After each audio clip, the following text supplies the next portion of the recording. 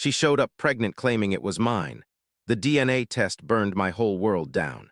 6 months after I walked away from my entire family, my ex-fiancée showed up at my door visibly pregnant, telling me the baby was mine. I didn't let her in, I didn't cry, I asked for a DNA test. What came back didn't just clear my name, it burned every last bridge to ash. But before I get to that, you need to understand what happened 6 months before she knocked. 3 days before Christmas, my company gave us early release for the week. I decided to surprise Iris. We'd been together 2 years, engaged for most of it.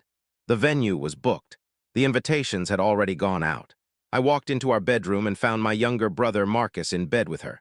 Not drunk, not some blurry, regrettable accident. It was a Tuesday afternoon. Broad daylight, completely sober. The look on their faces wasn't guilt. It was closer to annoyance, like I'd barged in on something private. I didn't yell, I didn't throw anything. I stood there for maybe 10 seconds, then walked straight back out. Grabbed my laptop and my keys, left everything else behind. I could hear Iris scrambling for clothes, calling my name, but I was already in the car. I drove to a hotel and stayed there for 2 days. Phone off, curtains closed. I thought maybe naively that when my family found out, they'd stand by me. But Iris must have told Marcus, and Marcus must have told them, because by the time Christmas rolled around, everyone already knew. My parents called and said we still needed to have the holiday dinner together. That whatever happened between Iris and me was separate from family obligations. I went anyway. I don't know why. I think I still needed to believe they'd do the right thing. Marcus was already there when I arrived, sitting at the table like the previous week hadn't happened. My mom had made his favorite meal. My dad put a hand on his shoulder when he came in. My sisters were asking him about his new job. Easy, comfortable, like I was the stranger. I made it through appetizers. Then my mother brought up the wedding. "Have you two worked things out?" she asked, casual, like Iris had bounced a check. "We're done," I said. My dad set down his fork. "You're really going to throw away 2 years over one mistake?" I looked at Marcus. He stared at the table. "He's going through something," my mother said. "He didn't mean for it to go that far." I laughed, actually laughed. My older sister jumped in. "Do you have to be so harsh? We're trying to have a nice dinner." My younger sister added, "You're kind of making this about yourself." I stared at her, making what about myself? "My engagement, my life, the holidays," she said. "Family time, you're ruining it." I stood up, put on my coat. My dad tried his calm authority voice. "Sit down, let's handle this like adults." "There's nothing to handle," I said. "You've already picked a side." Marcus finally spoke. "Come on, man. Don't be like this." I looked at him, really looked at him. The brother I'd helped through school. Lent money to more times than I could count. Covered for when he messed up in high school. And he was sitting in my parents' house eating Christmas dinner while they defended what he did. I walked out. That night I blocked every number. Returned Iris's engagement ring by courier.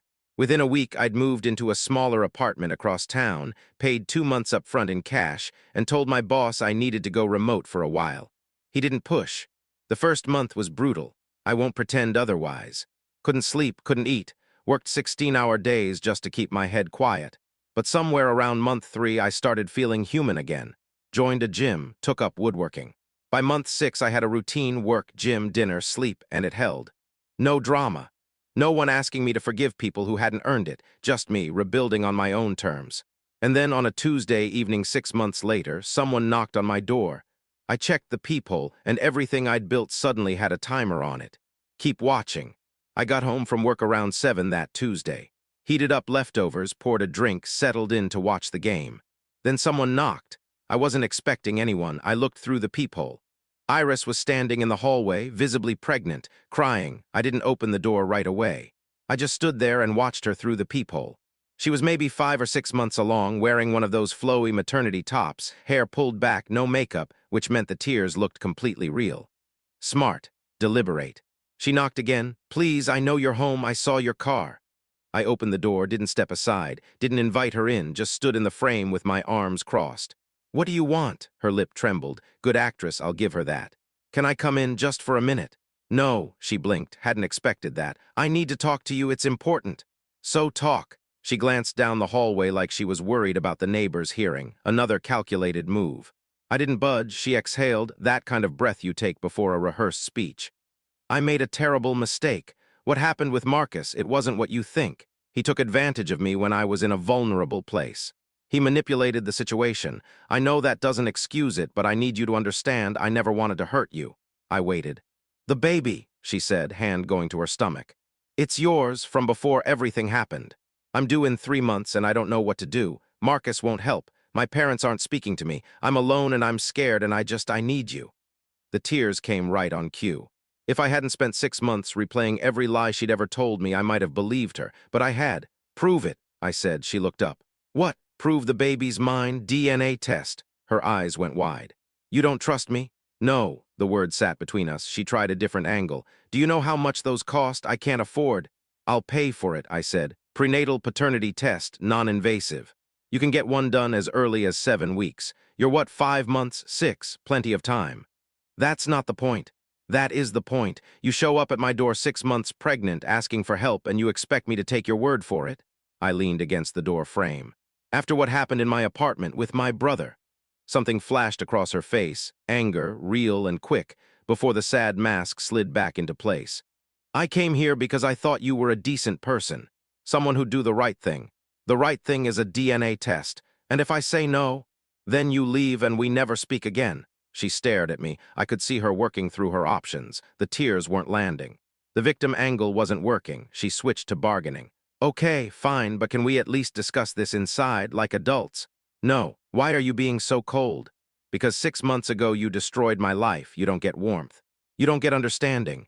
You get exactly what you're asking for, a paternity test. That's it. She opened her mouth, closed it. I reached into my wallet and pulled out a business card I'd been carrying for 3 weeks. I'd already looked into this. I had a feeling something like this might eventually show up. This clinic downtown does prenatal testing. Call them, schedule it, text me the date and time, and I'll meet you there. Until then, don't come back here. I held out the card. She just stared at it. Take it or don't. She snatched it out of my hand. You're going to regret this. Maybe, but I'll regret it on my own terms. I closed the door. Locked it, heard her stand in the hallway for about 30 seconds before her footsteps faded. I went back to the couch, picked up my drink. Hands steady, pulse normal, no panic, no doubt. If the baby was mine, I'd handle it, child support, custody, whatever. Clean and legal. No relationship with her, just co-parenting. But if it wasn't mine, and my gut said it wasn't, then things were about to get very interesting. I pulled out my phone and started researching lawyers. Then I opened my email to file everything away. That's when I saw it. A new message from Iris. Subject line, appointment scheduled. She'd booked the test for the following Tuesday. Professional, efficient. But at the bottom of the email, buried in the header metadata, the part most people never look at, there was a CC line, Marcus's old email address. The message had been recalled within seconds, pulled back before I was supposed to see it. But my email client had already cached it. I stared at the screen. They were coordinating this together. I didn't call, didn't confront anyone. I just saved everything, the email, the metadata, backed it up in 3 places, and went to work. Spent the rest of the night digging through old messages. Found conversations from before the breakup. Marcus asking me for money the same week I caught them. Iris talking about the wedding timeline while, apparently, sleeping with my brother. By 3 a.m., I had a folder on my desktop labeled Evidence. I wasn't sure what I'd need it for yet, but I knew I'd need it. The next Tuesday, I walked into that clinic calm. But what I was about to open at 6:39 on a Saturday morning would set everything into motion, and I mean everything. Don't stop now. He was on the East Coast, 3 hours ahead. We can have you here in 2 weeks. Housing stipend starts immediately. HR will send paperwork today. Welcome to the team. 2 weeks. I gave notice on my apartment that same morning. Month-to-month lease made it simple. I'd be out by the end of the month. Then I went to the phone store, got a new number, new phone. Gave the contact info to exactly 5 people. My boss, HR, my landlord, my bank, and my insurance company. That was it. Everyone else gone. I didn't announce it anywhere, didn't post anything. I just vanished. The next few days were quiet. My old phone sat on the kitchen counter, buzzing occasionally. I checked it once a day just to see how it was playing out. Whitney sent 2 updates. I'd kept her number in my new phone, not because we'd become friends, but because she was my only real window into what was happening on the other side, and I wanted to know how it ended. First message. Preston tried to deny the baby was his. Iris showed him your DNA test, which proved it wasn't yours, but didn't prove it was his. He demanded his own test. Results came back yesterday. 99.97% match. He's on the hook. She's already talking to a lawyer about child support. I read it, smiled, didn't respond. Second message 2 days later, he's spiraling. Lost his job, kept calling in, stopped showing up. His lease is up next month and he can't afford renewal. I think he's moving back in with your parents. Thought you'd want to know. Still didn't respond. But yeah, I wanted to know. My mother tried calling my office. The receptionist told her I no longer worked there. Technically true, I'd transferred. She tried my old email next. Bounce back. She posted in the family group chat. Does anyone have a way to reach him? We need to apologize. Someone must have his new number. My older sister responded, maybe he doesn't want to be reached. Then silence. For the first time, I think they actually understood. I wasn't hiding, I wasn't cooling off, I was gone. My younger sister tracked down my Facebook. I hadn't looked at it in months. She sent a message. I get why you're angry, but this is extreme. We're still family. You can't just erase us. I logged in one time, read it, deactivated the account. I spent the next week packing. No sentimentality, photos with family, trash, gifts from Iris donated, anything tied to my old life gone. Furniture they'd helped me move, books they'd recommended, even a coffee maker my mother had bought me. Sold on Marketplace or left at the curb. I kept 2 suitcases of clothes, 1 box of essentials, documents, laptop, a few tools. That was it. By day 10, the apartment was bare. Mattress on the floor, 2 plates, a folding table. I'd already sold the couch, the bed frame, the dining table. Everything was either going with me or going nowhere. Last night in the apartment, I ordered Chinese food, ate straight from the container sitting on the floor, and watched a basketball game on my laptop. No music, no sentimentality, just me and the echo. I felt lighter. Not happy, not yet, but lighter. Like I'd been hauling weight I'd gotten so used to carrying that I'd stopped noticing it. And now it was gone. I slept hard that night. No dreams, Saturday morning, moving day. I loaded the car, 2 suitcases, 1 box, my laptop bag. Everything I owned fit in a sedan. I took one last look at the empty apartment. Clean floors, bare walls, like I'd never been there. I locked the door, dropped the keys in the landlord's box, got in the car, and started the engine. Then my phone buzzed. My new phone, the one only 5 people had. Unknown number, I should have driven away, but something made me answer. Yeah, son, my father's voice, raw, tired. Please don't hang up. I didn't say anything. Your mother hasn't slept in a week. Preston is, he's not doing well. He's moving back home. The family is falling apart. Can we just talk? Once, please. I sat there, engine running, car packed. Denver 14 hours away. Everything I'd built over the past 2 weeks, the clean break, the fresh start, the complete separation, balanced on what I said next. Talk, I said. You've got 2 minutes. He exhaled. I could hear traffic behind him. He was outside somewhere, probably didn't want my mother to hear. I know you're angry, and you have every right to be. But you have to understand, we were trying to keep the family together. Preston made a mistake, yes, but he's still your brother. We thought if we could just get everyone to calm down. Stop. He did. You're not calling because you understand what you did. You're calling because you're uncomfortable with where things ended up. That's not.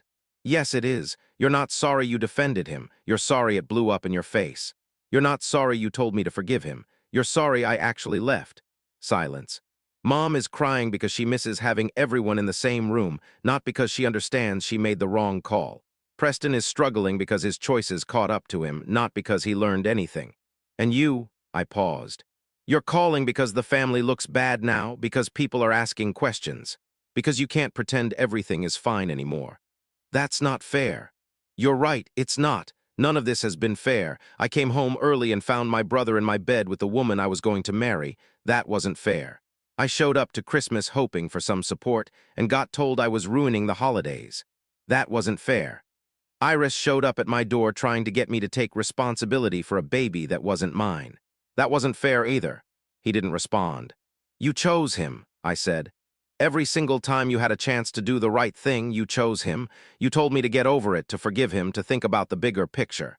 But you never once told him what he did was unforgivable. You never asked him to face it. You just needed me to be quiet so it could all go back to normal. We were trying to protect both of you. No, you were protecting him. I didn't need protecting. I needed my family to stand behind me, and you didn't. I heard him exhale. So what now? You just disappear, never speak to us again? That's exactly what I'm going to do. That's not who you are. You don't know who I am anymore. You haven't for a long time, and you're not going to. Son, please just think about. I have been thinking about it for 6 months. I thought about it at Christmas. I thought about it when Iris knocked on my door. I thought about it when I sent that email. And I'm thinking about it right now, sitting in my car with everything I own in the back seat. My answer hasn't changed. A long pause. We're done, Dad. Lose this number. Don't look for me. I hung up, blocked the number.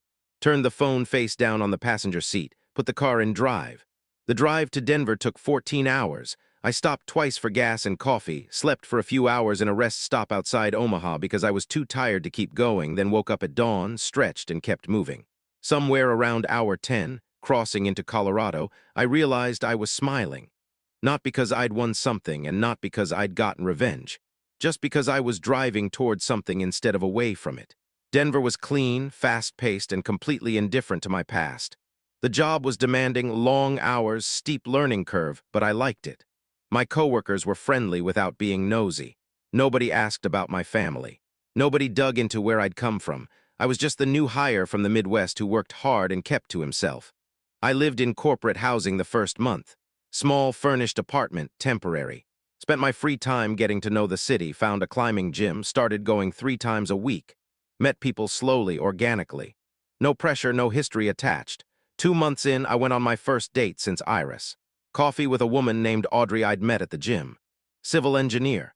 Sharp, grounded, didn't take herself too seriously. We talked about work, climbing, and the specific kind of action movie where nothing makes sense but you're entertained anyway. She didn't ask about my family, I didn't ask about hers. Second date was dinner. Third was hiking. By the 5th, I gave her the broad version, caught my ex cheating with my brother, family took his side, I left and didn't look back. She nodded, said, "That's rough, you doing okay now?" "Yeah," I said. "Okay," she said, that was it, no therapy speak, no digging, just acceptance. 3 months in, my boss offered me a permanent role, more money, leadership track, I took it. Found a condo to rent, small place with a mountain view, 15 minutes from the office.